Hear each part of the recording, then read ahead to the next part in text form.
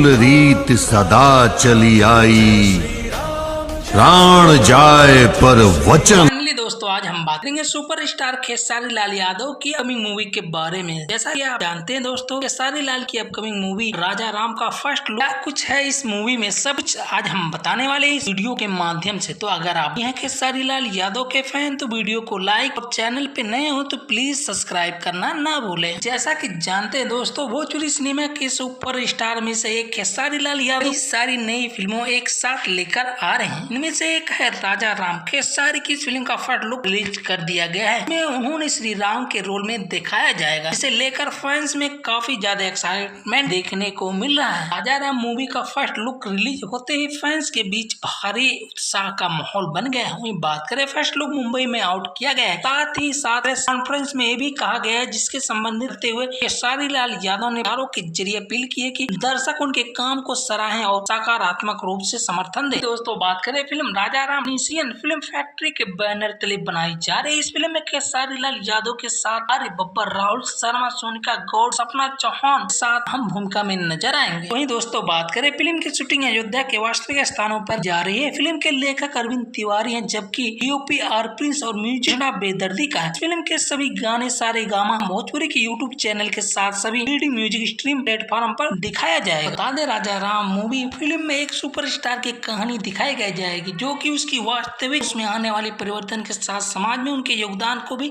दर्शाता है। बताया जा रहा है कि इस फिल्म में खेसारी लाल यादव ने कई किरदार निभाए हैं। किरदारों में एक किरदार उन्होंने भगवान श्री राम का भी निभाया है। बात करें, भोजपुरी सिनेमा में इस तरह की फिल्म लंबे समय बाद आने वाली है। फिल्म के निर्देशक पराग पाटिल ने इसके फर्स्ट लुक रिलीज के मौके पर कहा, राजा राम मैंने निर्देशित किया और खेसारी लाल यादव ने इतने सारे किरदार पर काम करवाना मेरे लिए एक चैलेंज, मुझे बेहद मजा आया। उम्मीद है कि जब फिल्म थिएटर में आएगी दर्शकों का एक्साइटमेंट और ही बढ़ जाएगा। तो ही बात कर लीजिए इस मूवी की रिलीज डेट की, तो अभी तक दोस्तों बता दें कि ऑफिशियली अनाउंसमेंट नहीं किया गया है।